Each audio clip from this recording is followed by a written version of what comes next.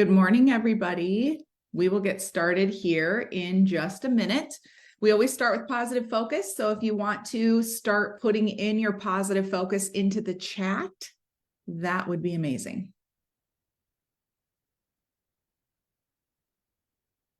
We'll get started here in just a minute.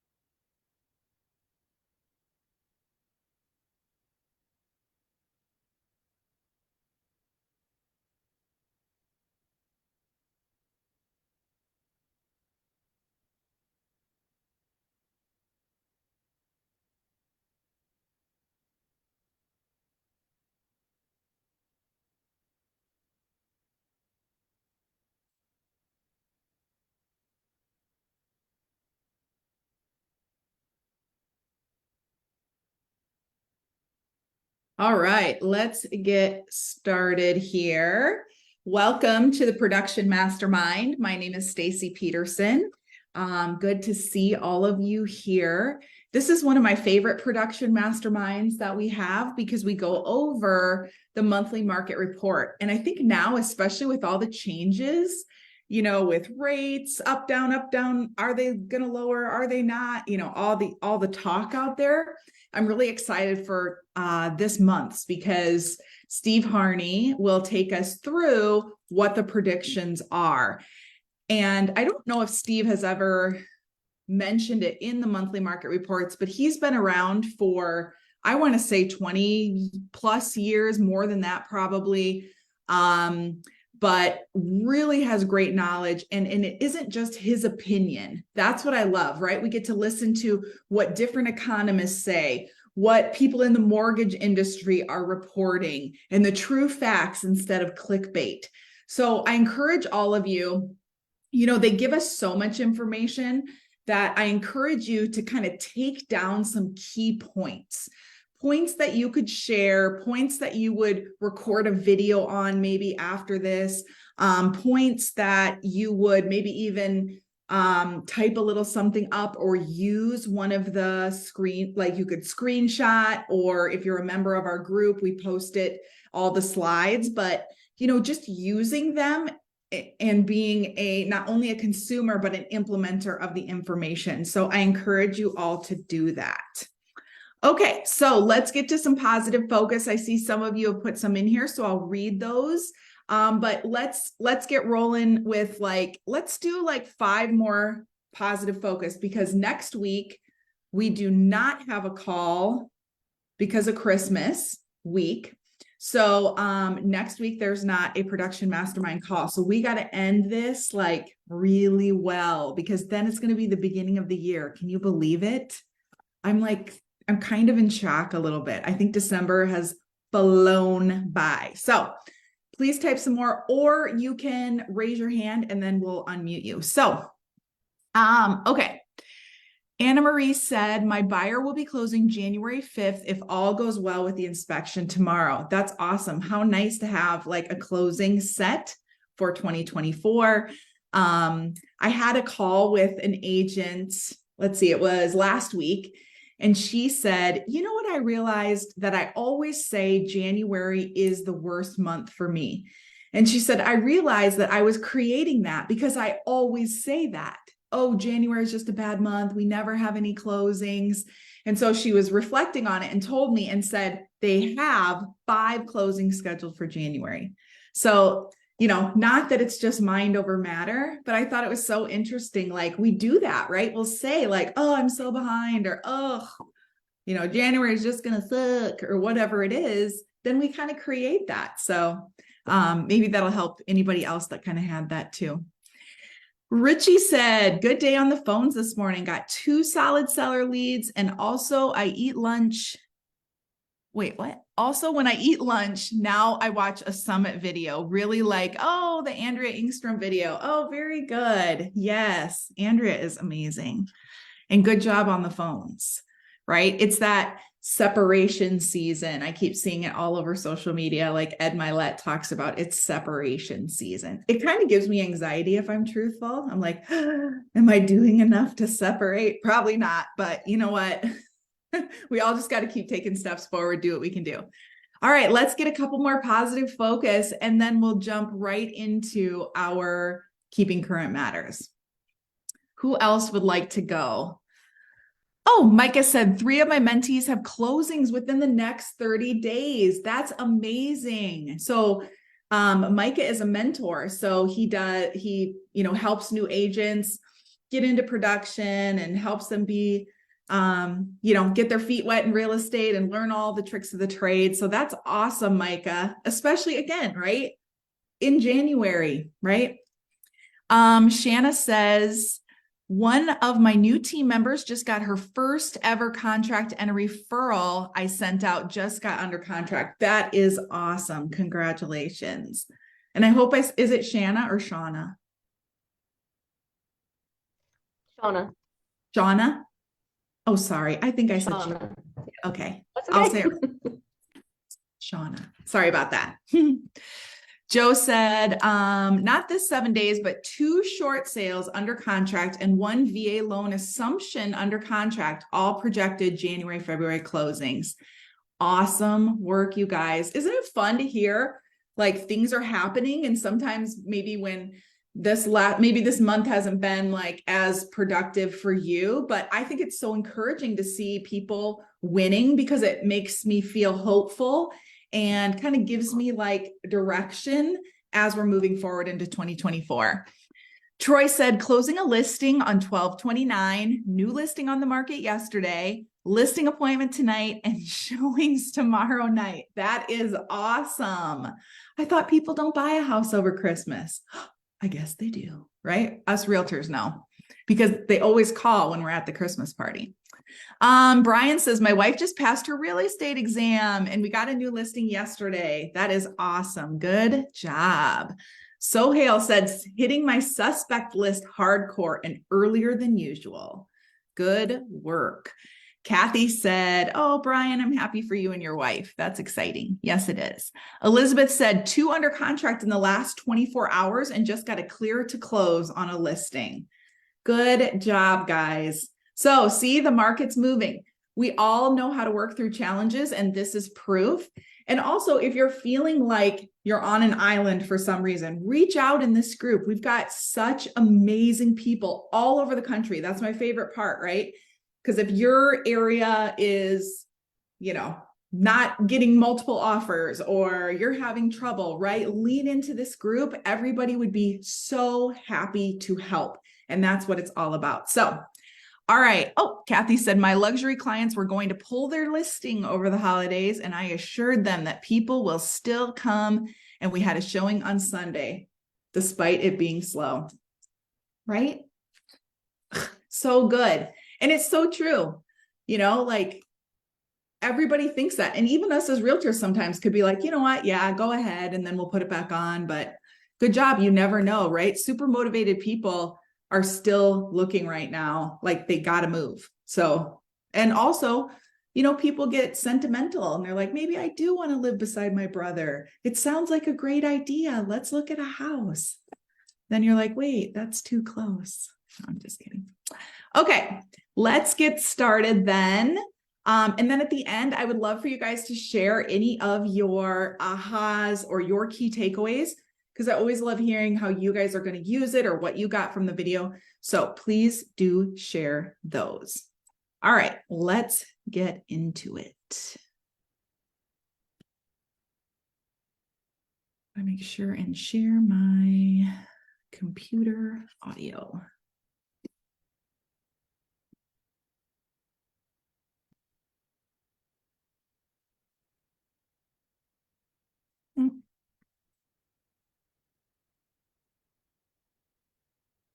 Okay, Shauna, I need you to give me a thumbs up if you can hear. Oh, I just lost you. If you can hear it, okay. Joni, more. Actually, Sean is back. Okay. When I play it, give me a thumbs up if the audio is good. Hello, ladies and gentlemen. This is Steve Harney with the December edition of Keeping Current Matters monthly market report. Well, as you know, we believe very, very strongly here at Keeping Current Matters that most agents know what's happening. Good agents understand what's happening, but great agents, KCM members, they can explain what's happening. And there's a big difference between understanding something and explaining something. Because if you can explain what's happening in the market right now to your clients, you're going to build a trust with them that no other agent in your marketplace is going to be able to do. You can actually sit down with a buyer, sit down with a seller, and explain to them the craziness of this market. And I'm going to start with that craziness to 2024 forecasts. Now, if you look up at the top, we have a crystal ball there. The reason we have a crystal ball there is forecasting anything in today's market is really like kind of rolling the dice. So I'm going to give you the forecast that major entities are doing, both on home prices and on total home sales for 2024. All right, let's start with the prices. We can see they're all over the place. Realty.com thinks we're going to be down 1.7%. Zillow thinks we're going to be down 0.2%. The other end of the spectrum, Mortgage Bank Association thinks we're going to be up over 4%. The middle is just under 3%. And the Goldman Sachs, I wanted to throw in one of the major banks so that you get a feel for what they're thinking. All right, that's 1.9%, and NAR's 0.7%. If we average all of those together, that's the blue column all the way to the left, you have 1.5% appreciation. Now, ladies and gentlemen, to be frank with you, I am not sure how much appreciation we're going to see next year. I think it's going to be relatively flat. We're not even going to see normal appreciation, which is 4.92% over the last 40 years. I think we'll build below that. I think there's a chance we'll half that and be about 2.5%. All right. That's not bad news. That's good news. We need home price appreciation to slow up a little bit because of the affordability crisis we're in right now. So we need two things. We need home prices, or three things actually. We need home prices to slow up a little bit, wages to increase, and most importantly, mortgage rates to moderate even further than they already are, which we'll talk about in a second. As far as total home sales forecasts are concerned, Fannie Mae still has us just below 5 million, and about 5.2 million is what would be the average over like the last 10 years outside of the what we call the unicorn years, the pandemic years. All right, because they were definitely unicorn years for the real estate market. All right, we can see that if we average them all together, they're just about 5 million, which will be about a 20% increase over what we did this year. So the forecasts are looking very, very positive. The pricing is saying it's going to be relatively moderate as far as appreciation is concerned, but sales are going to pick up. Now, the reason I would give you the sales second is I want you to understand, I think we have the potential to blow those numbers away. I think that we're coming into a time right now that the market's about to turn in a very, very positive way. And let's give you a couple of reasons why I think that. Let's start with mortgage rates. And whenever we're talking about mortgage rates, I want to let you know what was the day we did the slides. The day we did the slides was November 30th, 2023, because they're so volatile. We want to let you know that by the time you listen to this, mortgage rates might be in a different place. But if we look at it as of the end of the month of November, what we can see going all the way from July, there was a slight uptick, and that uptick actually started to increase when we got into September, as we know. And we almost hit 8%, all right, on the Freddie Mac numbers. We actually did hit 8% of the daily numbers, all right, but in Freddie Mac, we got as high as 7.79. Then we've progressed downward in a good way down to 7.22.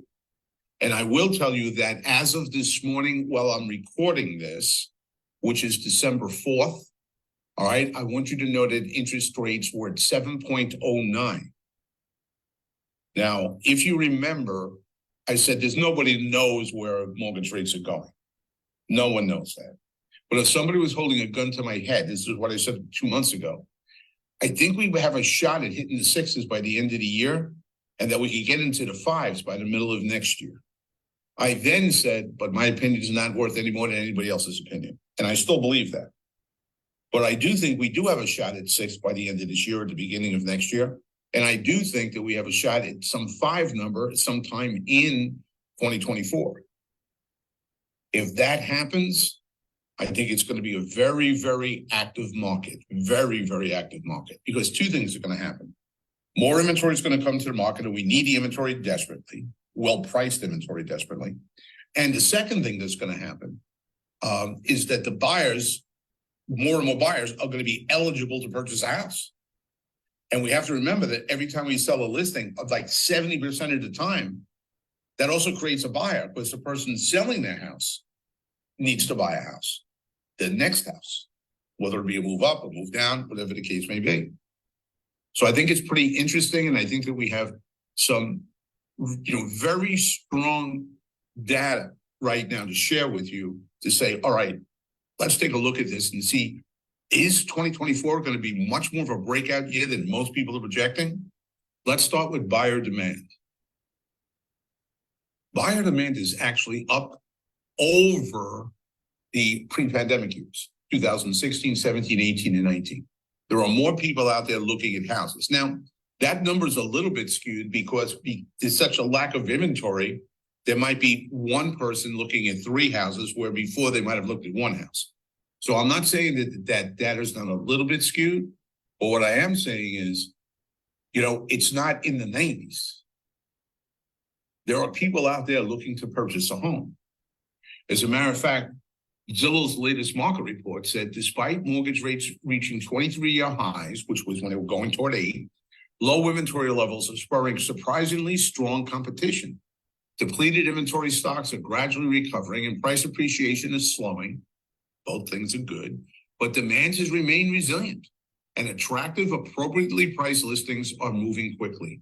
Ladies and gentlemen, I want you to, hear that last part of that sentence again. Attractive, appropriately priced listings are moving quickly, because I'm going to come back to that later on. Mike Lane, Vice President Showing, buyers and sellers remain active in every economic environment, including when mortgage rates are high. Buyers determined to find a home they love will continue visiting homes with their agents.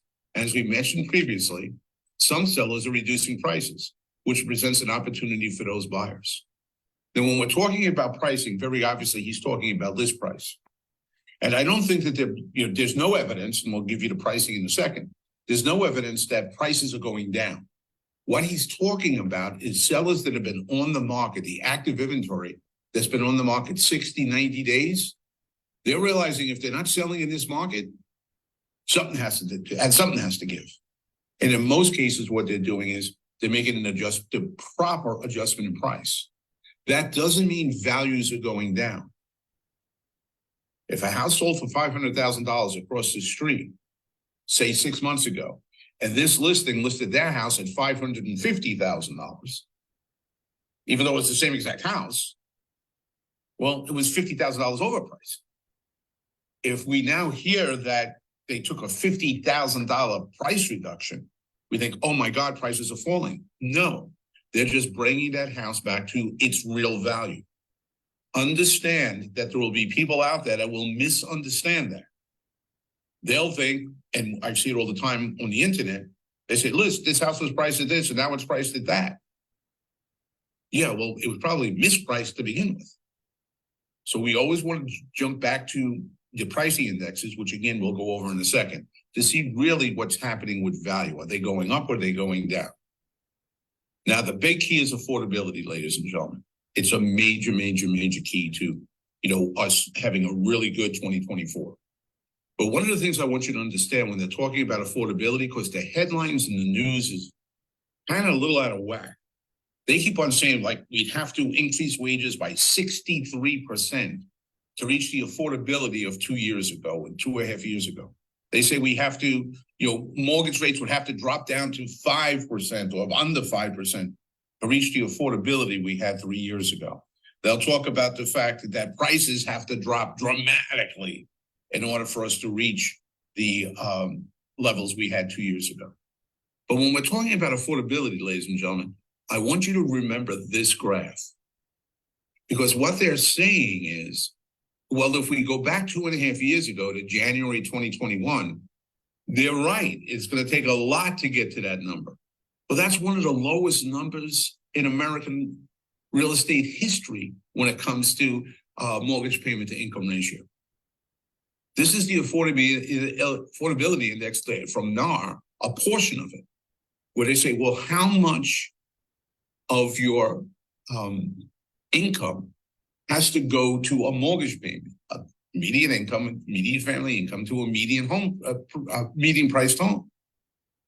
We don't, if people think we're going to go back to 13.3% or the 11.6% we hit in January 2013, that's unrealistic. Just like they're saying now, it's the highest unaffordability index, meaning like it's the worst. Well, the same thing here. We're not going to go back to the lowest ever. We're going to go back to norm, and the norm is 25%. And if we look at the numbers that we see right here, what we can see, ladies and gentlemen, is that we're not that far off of that. If wages come up and mortgage rates adjust, we'll be at that 25%. We won't be at the 13.3% mark. We might not be back to the 13.3% mark in my lifetime. But we're not trying to get back to the greatest affordability of all time. We're trying to get back to normal affordability. Those are two different things. And when we're talking about affordability, the one thing that always irks me a little bit is a financial equation that people always use, but very rarely do they talk about the equity buildup, because that's part of the financial equation, rent versus buy. Well, if you rent, you can get your monthly expense, at least for now, less than if you bought. But what nobody does is they don't put the equity buildup into the financial equation, and I think they should. As an example, here's the last 30 years, all right, actually 32 years. At the FHFA goes all the way back to 1991. The reason we started in 1991 is because that's when their data starts. And what we can see is anywhere in the country, there's been dramatic appreciation over that 30 years, to the point of the national average is over 300%. So when you buy a house, you're right. You might be able to rent a house for a little less money than you can buy, maybe even a lot less money than you can buy a house right now. But there are a lot of other expenses that we're talking about, a lot of other benefits that we're talking about, okay? So is demand really strong? Well, some people will argue that, well, demand's really, really not that strong. It's just that, the more people are looking at more houses, less people are looking at more houses, and it's skewing. Well, here are two things that prove that no, demand is still very, very strong. Here's the average number of offers received on the most recent closed sale. And what we can see is, though we're down from the unicorn years, those, crazy years of 20 and 21, we're still above the pre-unicorn years. There are more offers per listing today than there were in 2018 and 2019. And there's more listings, more offers per listing this year than there were even last year. So yes, demand is still strongly there. Another indicator that we should take a look at is the median days on the market. Now, people will say, well, let's compare it to 2021. Well, why are we comparing it to the lowest number ever? Let's compare it to the pre-pandemic, the normal market. And what we can see is we're selling houses much quicker than we were in the normal market. So yes, demand is there. The question is inventory coming? So let's take a look at the inventory numbers right now. Number one, active listing count is still well below what it was pre-pandemic. So I'm not saying that when I talk about some positiveness, as far as listings are concerned, I'm not saying we're back to normal. We have a lot of work to do on the listing side of it. But what I do like, if we look at the black line, the solid black line going across, that's new listings this year coming out month to month. The dashed line, all right, that line is where normally it would go. If you look at the other years, and we go all the way back to 17, we give you 17, 18, 19, 20, 21, 22. This time of year, new listings dive as we're going into the holiday season. But this year that didn't happen. I think that we're seeing, which we saw on the buyer side almost from the beginning, that the sticker shock of going over 5% on the mortgage rate, then over 6% on the mortgage rate, then over 7% in the mortgage rate, that sticker shock, the buyers got over that pretty quick. Sellers, not so much, mainly because they probably had a mortgage under 4% on their current home. But now it appears, and it's several months of this now, it appears that the sellers are starting to get over that sticker shock. Whatever need they had to move, they're not waiting anymore. They're starting to bring the listings to market. So if demand is high and listings are starting to come out, now we have some pretty interesting information. As a matter of fact, the week before Thanksgiving, 58,000 new listings came out. In that week, that same week, 10,000 of those listings sold. So I want you to understand that we're the work that you put in over the last couple of months, all that prospecting, all that work that you put in, you probably didn't get a great return on it. You had to put the work in because you needed to, make deals. But you probably didn't get the same type of return you would get in a different market.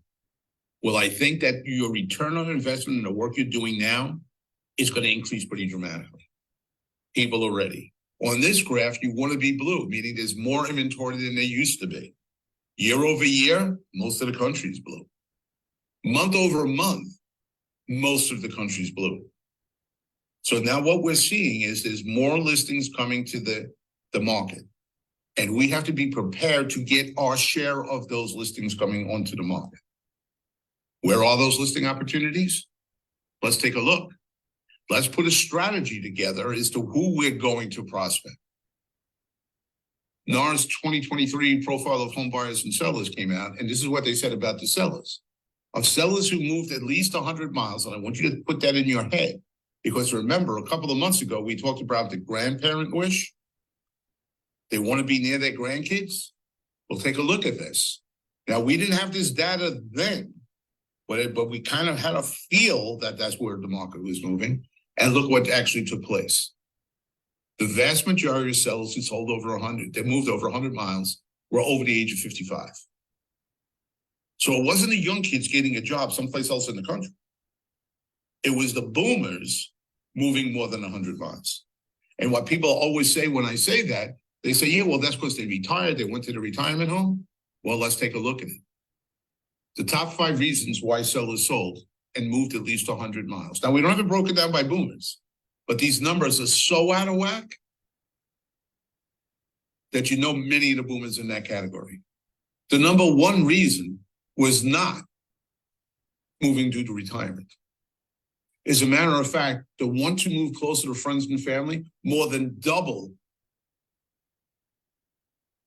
the reason of moving due to retirement. 74% of the people who moved at least 100 miles, that was the situation. So what are we looking at right now? We're trying to look for boomers. This is one of the categories we're going to go after. We're trying to look for boomers that really, really, need to get out because they want to be with their family. And ladies and gentlemen, I can tell you personally, that's a very big pull once you get past the age of 60. It's a really big pull. I always tease. There's no grandparent in this country that trusts their children to raise their grandchildren. They want to get involved in it. Now, the other thing I want you to know that came out of that report is number of weeks that it took to sell a house. Now, this is crucially important that you understand the graph, because what this graph is telling us, if you didn't sell in the first month, the chances of you selling aren't good. And what does that go back to?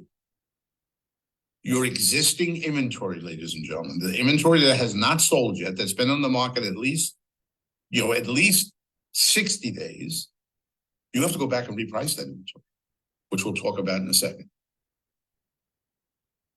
Now let's go to home prices. We talked about demand, we talked about inventory. Well, how is that all going to affect prices? I broke down this year so far. The latest information available through any of the repeat sale indexes, because they take time to process all of the sales, is in September. And what we've seen very easily is that prices have remained pretty much even in each one of the indexes, showing what? Every month prices have gone up. Outside of January, every month prices have gone up. So this fear that prices are going to fall is not real. However, I want you to understand that we're not making a dent in the number of people that think prices are still going to fall in the next 12 months. 23% of consumers, based on a Fannie Mae poll, think the prices are going to fall in the next, depreciate in the next 12 months. Now, the good news is that's down from 37% in January. But the norm over the years, that number was like 12, 14%. So there's still a lot of people, 1 out of 4 still believe prices will depreciate, just about. And we have to make sure that we're in front of those people to the best we possibly can. So we can let those people know the graph I just gave you and the graph I'm about to give you, that they understand what's happening with pricing. Appreciation is going to slow. It's going to slow this time of year, and it's going to remain soft next year. That's not a bad thing. If they have that house for 30 years, this is what I promise you. That graph I showed you, or that chart, that map I showed you, showing that the on average, it went up 300% over 30 years, prices. Over the next 30 years, it's going to do the same thing. But we're not going to have a strong year next year. That's the point that I'm making to you. Now, as things are softer, there are going to be some headlines explaining, well, prices are falling, and they're not. This is what they're confused about. This is the normal 49-year average. I've given this to you a couple of months ago. At the 49-year average, how much monthly prices increase? Now, this is non-seasonally adjusted, which is a little bit different than the other graph I showed you. Most people report seasonally adjusted because, year over year or month over month, so we can see that. But when we go back 49 years, we want to say, well, actually, how much does a house go up every single month? And what we can see here is during the spring, prices go as buyers come out, and there's a lot of excitement about buying a house. Prices, appreciation rises, it accelerates. Then starting in the summer, it starts to decelerate through the rest of the year. Now, the last couple of years, you could throw this out because prices were all over the place. It wasn't normal. That's why we call them the unicorn years. It wasn't normal. But this year, now I'm taking this slide, minimizing it, and putting it against price appreciation this year.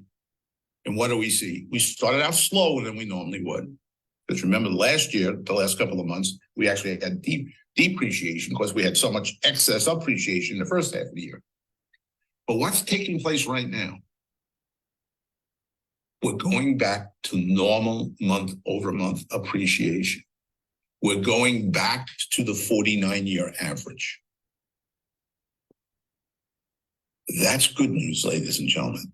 We don't have skyrocketing appreciation. If we did, the affordability chart would fall to the bottom and fall.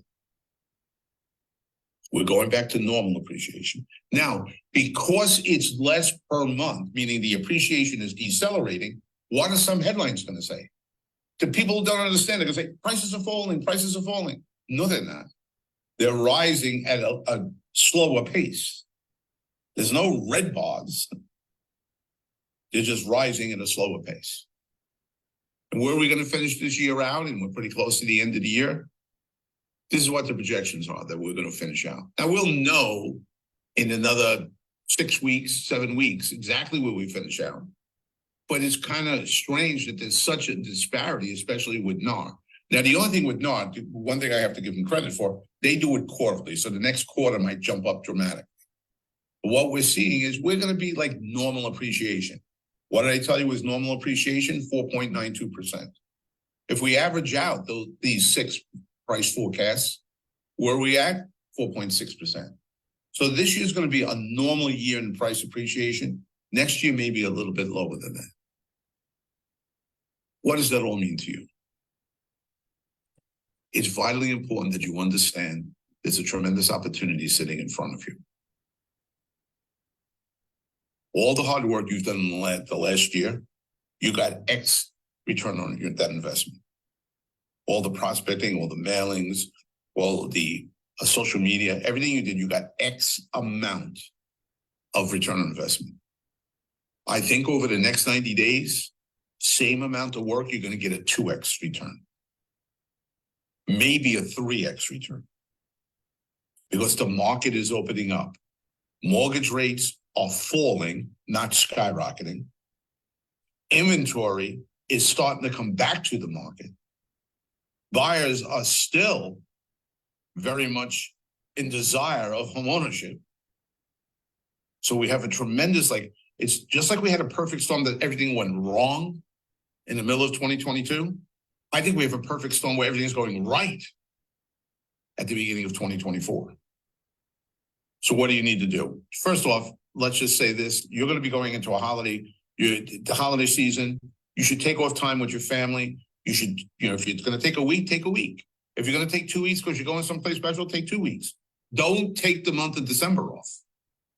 And don't take the first half of January off. Whatever time you're going to take. But while you are taking that time with your family, you're going to have, especially during the holiday season, you're going to see a lot of people. You're going to be going to dinners, family dinners. You're going to be going to church gatherings. You're going to be going to office parties.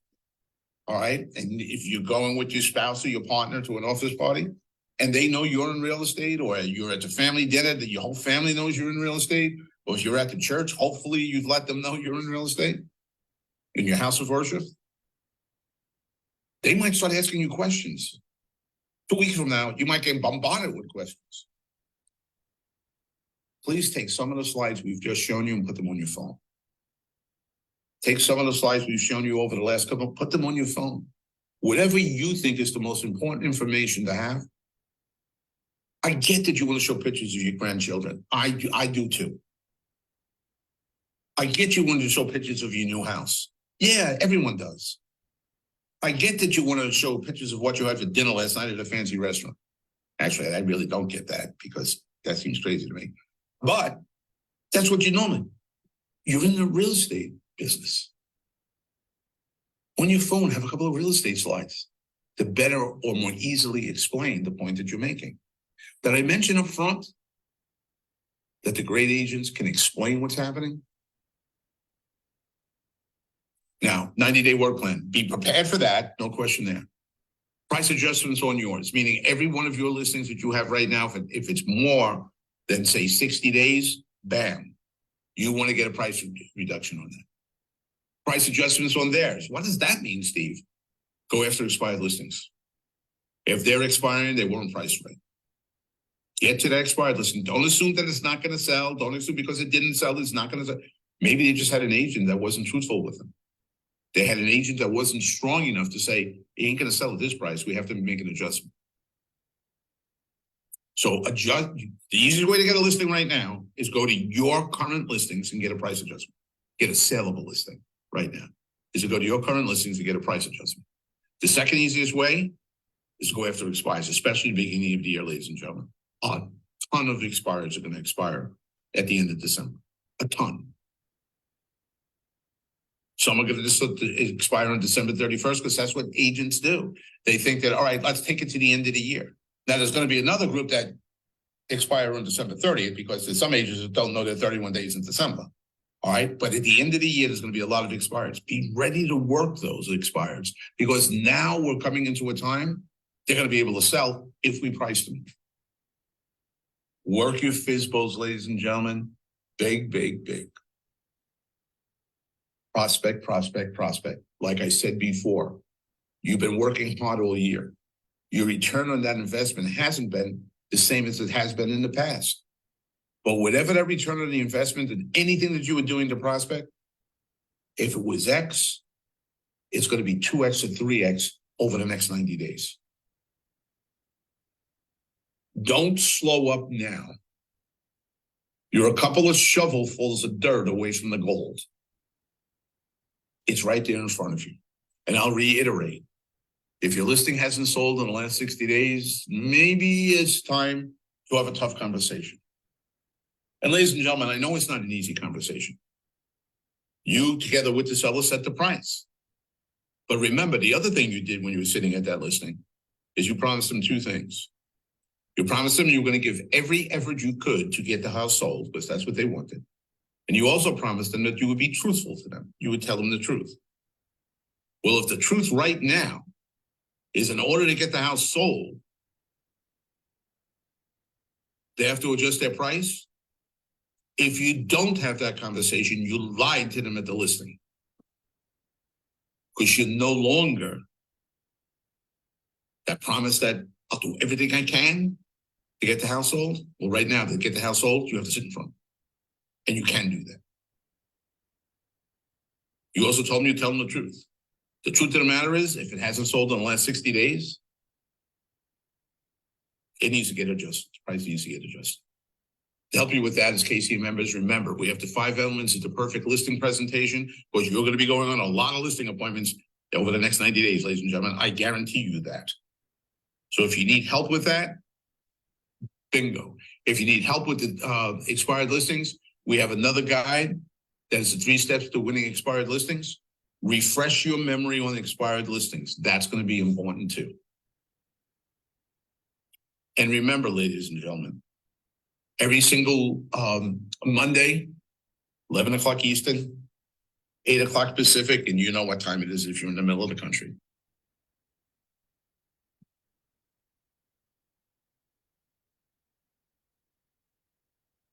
Okay, we'll just stop right there. So definitely some interesting information. I'd love to hear what your guys' takeaways were. What were some of the things that maybe even surprised you, or you're going to use in, either your everyday conversations. Maybe you're going to do some videos, maybe you're going to do some posting, but I want to open it up to you guys. Let's kind of do a little bit of a share and tell, little mastermind here on what to do with the information. Who would like to start? You can go ahead and unmute or type it in the chat, either way, but I'd love for you to unmute. One thing that I'm gonna do. Can you hear me? You're cutting out just a little bit, Becky. I'll type it in the chat. Okay, sorry. Shoot. Was it cutting out for everybody else just a little bit? Yeah, okay. I was like, well, maybe it's me.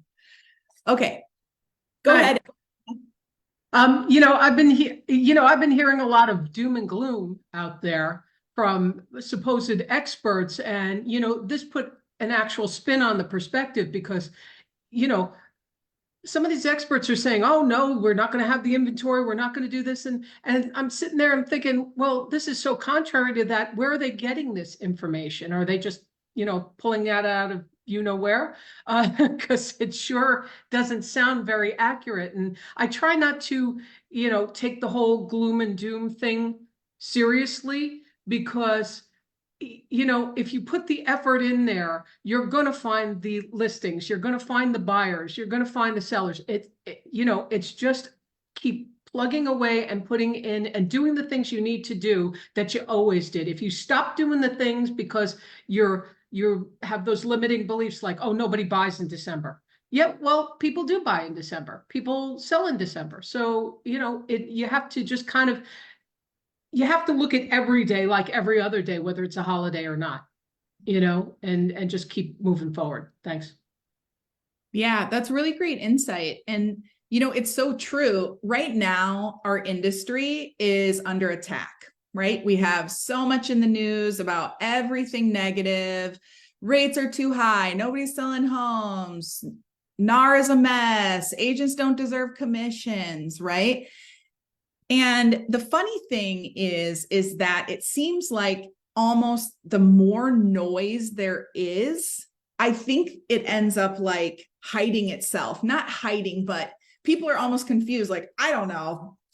Everything seems up in the air with real estate, right? So when we have this kind of information, that we can actually give them the facts. Like what Becky was going to say was, I'm going to put my pictures on my phone and have it ready for all these holiday conversations. And Joe said the same thing. I'm going to put the slides on my phone. And it's so true, because it's not like, you know what happens? Someone brings it up and you're like, shoot, there was a slide on that. And then you're like in Facebook trying to look. No, like screenshot it, right? Have it ready to go. But that way, when people are curious, because all they've heard, just like Anna Marie said, is all the doom and gloom, how would they know what to decipher? We don't even know until we see a report like this, where we can see the full picture. So I love that, Anna Marie, how you mentioned, you know, using it and just all I've heard is doom and gloom, and how everybody's like, yes, we're going to put this stuff on our phone, so we're ready to go with the information. And then it's easy. It's not your word against, you know, them. It's, oh, hey, here's the stats. I just was through a market report, and, you know, this might help answer your question. So. And we got the slideshow, kind of nice. Yes, exactly. For sure. All right, who else? How else are you going to use it? I was going to ask you a question. How do you get those screenshots that you can put on your phone? Where do we get those? Yeah, so they are posted. The slides are all posted in the Facebook group as well. But also, if you rewatch the video, you can go and screenshot it with your computer and save it to your phone. You can just take a picture with your phone. You know, you could do it either way like that, and then kind of get the ones that you want. All right, thank you. Yeah, great question. Another way to do it is to pause the video there and use the snipping tool app on your computer, and it'll save it as an image. And then just if you're on an Apple product, save it into your cloud, put it in a folder. If you're on an Android, put it in your Drive account or on your Google Photos account. That way it's right there, and you can just put a shortcut on your phone and pull it up that way. Perfect. And Stacy, where will this recording be posted besides the Facebook group? That's the spot. It'll be posted there. And then if you're a member of Real Estate B School, it's posted in there as well. But those are the two places. Great. Okay. Oh, Stacy asked, where do I find the FSBO and expired guides? So those are part of KCM. So if you're a member of Keeping Current Matters, then you can get those from then. That's a paid membership product of theirs. And so you get that. Becky said, I created an album on my phone called Real Estate Images so I can easily access them when chatting with prospects. That's so good. Similar to what Joe was saying, right? Just have these folders like ready to go. One of the things that I got from the video was, if you have a listing sitting for 60 days, it's time for a price reduction. And, you know, we kind of know that, but sometimes with changing markets, it's hard to know. Is it 30 days right now? Is it 2 weeks right now? Is it 60 days? So I just appreciated his kind of standard right now of 60 days. And what you could do, right, is go into the MLS and see what your absorption rate is. You can see when people are selling their home, like what's the average days on market, you know, and kind of figure out what your price reduction date should be on average. But I liked that just at least, you know, every 60 days. We always had just this standard of, you know, we mentioned it at the listing presentation, and then we called them every week to give them a market update on what's happening with their house, how many showings, what's the market doing, the comparables that we used. This is what's happening with them. And then we'd let them know that we are going to have a pricing discussion on the 4th call of every month. So it'd be like the last week of the month, right? Right at that 30 days. We always did it Tuesday afternoon. So it was just blocked in the calendar. And that way you can put all the information together on Monday, ready for Tuesday to make your calls. But then it was not hard to get a price reduction because, number one, they heard from us every week. Number two, they knew everything that was happening in the market and with their listing because we compiled those stats. And then when it was time for a price improvement or a pricing discussion, they were much more willing to do it. Instead of, if you don't call them and update them, or you think you're doing it every week because they talk to you all the time, try to push some of those conversations to one day so you can have all the information ready, and then your price reductions are a lot easier, especially when you can discuss it in detail in comparison to the comps that you pulled and, again, absorption rate and things like that. So, I was going to add too, like the price reduction is like a hammer you hit with them over the head. And when you say a price adjustment, it's like a velvet hammer. You get the point across, but it's just not so severe for them to grasp. You understand? It's just you talking like that. That's how it affects me, when I'm sure it affects them the same way. The words are powerful. so true, right? That's such a good point. Like, using language that isn't derogatory to them or have this feeling attached to it is such a good insight. So yes, using things like adjustment or, whatever words work for you, but exactly using them differently. I can add something to that. You can also call it price improvement. Yeah. I have a listing right now which is slightly overpriced, and what I have done is I've done a lot of boosts, with KB Core Property Boost, so I get a lot of data back.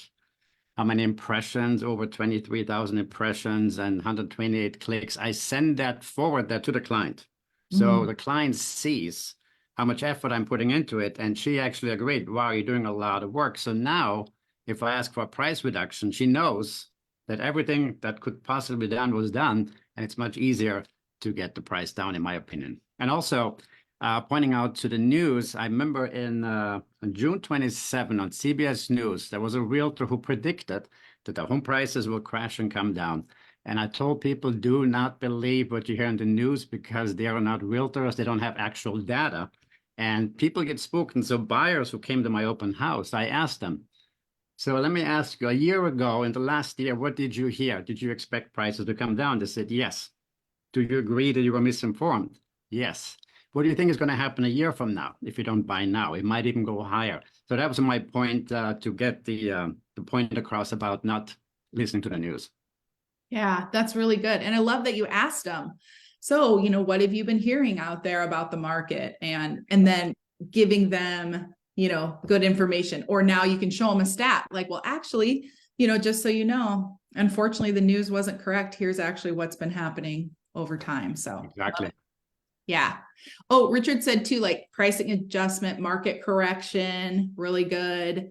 Oh, he asked, do you have a rule of thumb on how much to reduce price? I don't personally. I mean, I think that's part of, is that what you were posting, Joe and Becky, you agreed with? Oh, I see what that is. Number of weeks to sell. Got it. Yeah, you guys were talking about the duration, when to make a price improvement or a price adjustment. And even at my listing presentation, when they want to list higher than the range I'm recommending, I said, well, I'm open to doing that. However, you can see from the comps and where your property fits into them that you are pushing the envelope a little bit. But if we don't see the traffic, and I pull out the bullseye from the Rebs playbook that has the 12%, 8%, 5% on, you're getting no viewings, no showings to dial it in. Let them know that in 7 days, if we're not getting any traction at that price, we may need to make a price adjustment to bring it closer to fair market value. And have a good discussion with them at that point, that my recommendation is typically between 2.5 and 5%. And when they asked the question, well, would we go too far down? I said, well, if we go too far down, the fair market value will correct that back up through multiple offers. Yeah, that's a good way to explain, when they think it's like too low, right? Because they generally do like, oh, I don't know if we should drop it that much. So very good explanation. I was going to pull up that chart of what Joe was talking about here.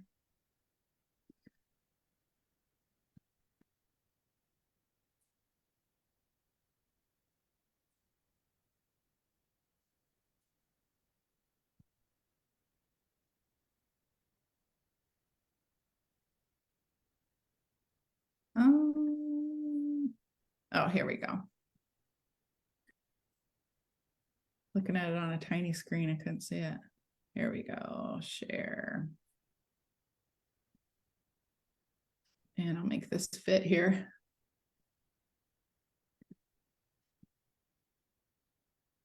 So this is generally like what you show them. Well, here, let me back up. There's a few things here. So this is part of like the listing presentation that some of us use, some of us, don't. But basically, this talks about first what determines value, right? So we all talk to everybody about that.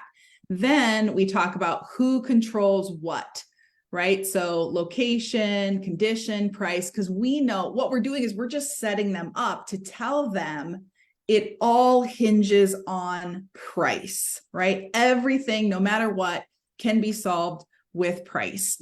Then the second part is talking about what Joe was talking about, the number of showings, right? And what happens when you, somebody's not on mute. Oop, there we go. No problem. Okay. And how many days a house will sell for. So within 30 days, generally, and you can change these or use this in your presentation and change these numbers, but 99% of asking price. After 3 months, it's 96. After, or between 3 and 6, it's 91% of asking price. So that also helps them price correctly up front. And then asking the price in relation to market value and how you're bringing your buyers down and over time. And then the third one is, let's see, I don't use this one. How do you know you're priced right? Oh, showings, but this is kind of what he was talking about last. That's So the one right there. Yep. That's the other one I use. Showings, but no offers, 4 to 6% off. Drive-bys, low number of showings, 6 to 12% off. Let me make this smaller so you can see it on one screen. And then drive-bys only 12+% off. So these are just some different things that you could use if you want to. You guys can screenshot that. I'll go back to the other ones really quick if you want to screenshot. Okay, next one is what's important to you.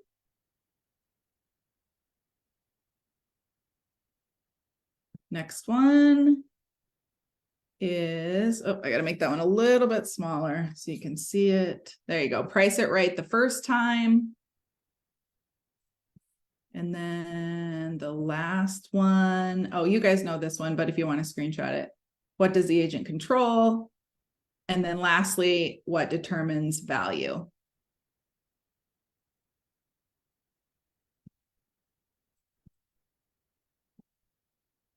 All right. Any other insights or takeaways? Oh, how to screenshot in Zoom. Sorry, I just saw this, but I'm on a Mac. So I use like Control-Shift-3, but any kind of like print screen will work too, or you could just use your phone and like snap a picture of it as well. So either way. Sorry, though, I didn't see it at first. Or yeah, like Joe was talking about those snipping tools. All right. Okay. Anna Marie, if you go back to the recording in the Facebook group, then you could go back and screenshot those last few ones from the recording. That way you have them. Oh, where can I get a copy of the presentation? So that presentation is part of the Real Estate B School tools that we use. So it's an evaluation that has like, it's an Excel sheet that you put in numbers, but RPR will give you like, those same type of numbers and things like that. I was just showing the front part of it that had those different pictures in it or whatever. Yes, Merry Christmas. All right. Well, I will let you guys go. I hope you all have a Merry Christmas. I can't wait to see you next year. And look, during the holiday season, sometimes it's super joyous for people and sometimes it's not. So regardless of where you're at, I hope you know that you are loved by all of us. I hope you feel joy during the holiday season, if that's possible for you. And if not, I just want you to know that we're here for you, and we are here to help support your goals for 2024 in business and in life. My wish for all of you is to feel very fulfilled and joy and purposeful in 2024. And that's not all about business. So I wish you all the best. Merry Christmas, happy holidays, happy New Year. And we will see you in the new year. Take care. Love you all. We'll see you later. Merry Christmas, Happy New Year. Bye.